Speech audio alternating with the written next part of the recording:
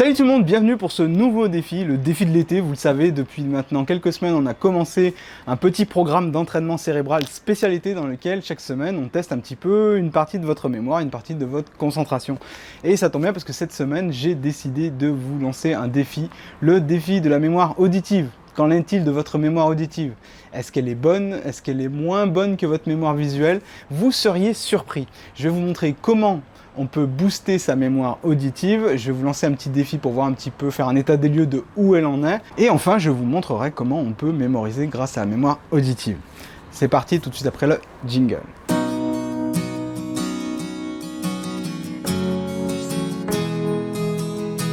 Avant de commencer, laissez-moi vous rappeler qu'il n'est pas trop tard pour pouvoir bénéficier de la promotion exceptionnelle pour fêter la sortie de mon nouveau livre Concentration, dans lequel vous pouvez, en achetant la version numérique sur mon site, bénéficier de 3 autres livres. Je tenais à vous remercier pour tous les messages que vous m'avez envoyés suite à la sortie de Concentration. Vraiment, je m'y attendais pas, c'est vraiment très sympa de votre part, ça m'a vraiment beaucoup touché. Vous êtes vraiment emballé avec ce nouveau livre. En même temps, on a mis plus d'1 an à le créer avec la communauté. J'espère qu'il vous plaira. N'hésitez pas, donc c'est le moment idéal pour en profiter, pour découvrir mon travail si vous ne connaissez pas, si c'est la première fois que vous débarquez sur la chaîne ou si vous ne savez pas encore. Si c'est une bonne idée d'acheter un livre comme ça sur internet, on sait jamais, je suis peut-être un arnaqueur. Alors tous ces petits défis de mémorisation que je vous concocte maintenant chaque été depuis maintenant quelques années, vous pouvez retrouver les anciens défis Devenez plus intelligent dans la playlist Devenez plus intelligent, vous pouvez retrouver ici. Les défis que je vous propose sont issus de mon calendrier Booster Mémoire Challenge que vous pouvez trouver aux éditions Marabout. Alors qu'en est-il de votre mémoire auditive? Vous savez, la mémoire des conversations, la mémoire il suffit que vous écoutiez bien en classe pour pouvoir ressortir plus tard le cours. Il y a pas mal de gens qui fonctionnent avec la mémoire auditive. Certes, contrairement à la mémoire visuelle, ce n'est pas la majorité des gens, mais il y a quand même pas mal de gens qui fonctionnent avec la mémoire auditive. C'est-à-dire qu'il suffit qu'ils écoutent bien pour pouvoir retenir un maximum d'informations. Peut-être même plus que s'ils voyaient des textes ou s'ils voyaient des schémas. Ils mémorisent mieux quand ils entendent les paroles et ils se souviennent même des phrases exactes qui ont été employées, notamment dans des cours. Est-ce que c'est votre cas? Si oui, alors le défi du jour, ça va se révéler être une formalité pour vous. Sinon, pas de panique, je vais vous donner un petit truc qui va grandement vous aider à mémoriser grâce à votre oreille.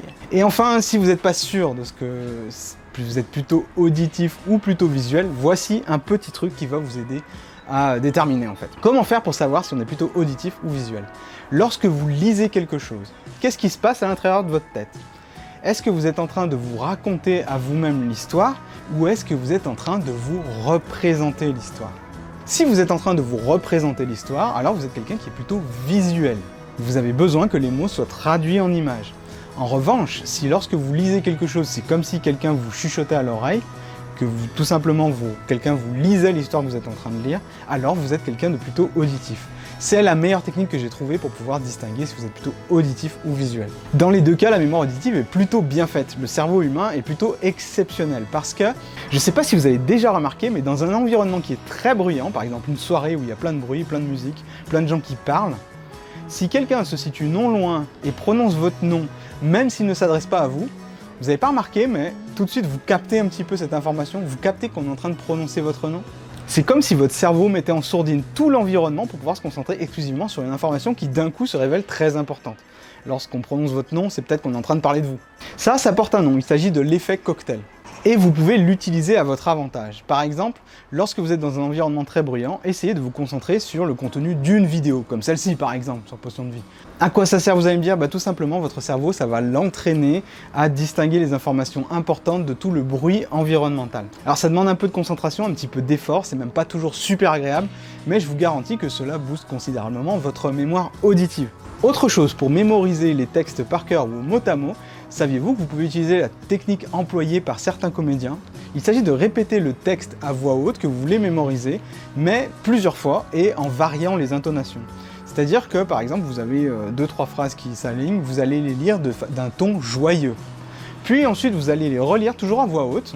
À voix haute, c'est important parce que lorsque vous prononcez les mots, votre mémoire auditive peut entrer en action. La deuxième fois, vous allez les lire sur un ton un petit peu plus colérique. Bref, vous variez les émotions à chaque fois. Vous pouvez vous amuser à lire le texte de plusieurs émotions différentes. Votre cerveau va capter un petit peu les émotions utilisées et ça va faire autant de clés d'accès disponibles pour retrouver votre texte lorsque vous aurez besoin de le ressortir par la suite.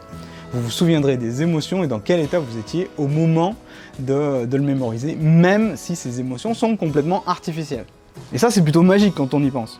Autre chose, lorsque quelqu'un se présente à vous pour la première fois, lors d'un cocktail, tiens, par exemple. Lorsque la personne se présente à vous, par exemple, « Salut, je m'appelle Kevin », répétez à voix haute son prénom. Pourquoi faire ceci? Eh bien, déjà parce que ça va booster votre mémoire auditive. Le fait de répéter le prénom de la personne qui vient de se présenter à vous, ça augmente considérablement vos chances de mémoriser son prénom et de ne pas l'oublier bêtement dans les quelques secondes. Il est temps maintenant de passer à votre défi mémorisation auditive. Je vais vous présenter un petit texte et ce petit texte, vous allez devoir le mémoriser en utilisant exclusivement votre mémoire auditive, c'est-à-dire en le répétant à voix haute sur plusieurs tons différents. Vous allez voir que ça peut vous aider. Et vous allez essayer de le mémoriser vraiment au mot à mot ou de façon la plus précise possible. Donc, si vous voulez réaliser le défi, je vous laisse appuyer sur pause pendant quelques instants, le temps que vous mémorisiez ce texte. Et si vous voulez juste profiter du spectacle, vous avez tout simplement à laisser tourner la vidéo.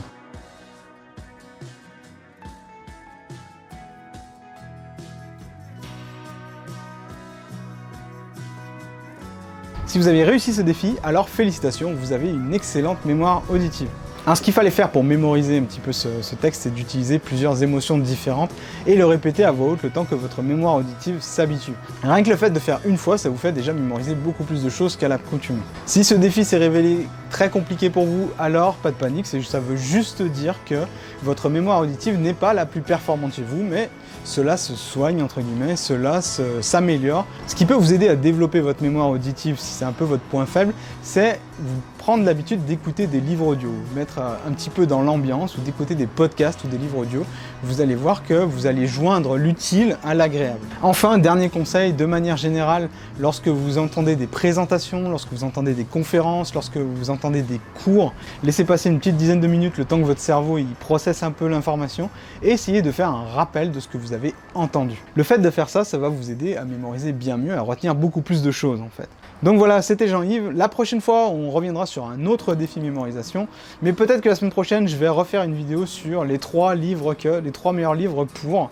En changeant de catégorie, c'est des vidéos que vous adorez particulièrement en été. Voilà, j'espère que cette vidéo vous aura plu. Je vous dis à bientôt pour la prochaine vidéo. Salut!